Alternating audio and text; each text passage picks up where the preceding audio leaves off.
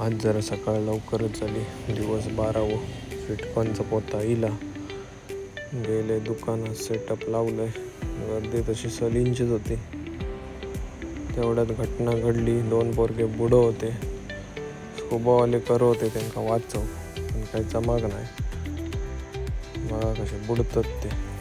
किती सांगून ते ऐकत नाही. पण पाण्यात जातात आणि असे बुडतात. शेवटी मग वॉटर स्पोर्टवाल्यांनी जेटस्की टाकून त्यांना वाचवले. 4 शब्द त्यांना चांगले सांगून घरात पाठवून दिलो. संध्याकाळी लावलं स्वीटकॉर्न. गायला त्रास देता वासाचं सनसेट तसं चांगलं होतं. कस्टमर तसं कमी होतं.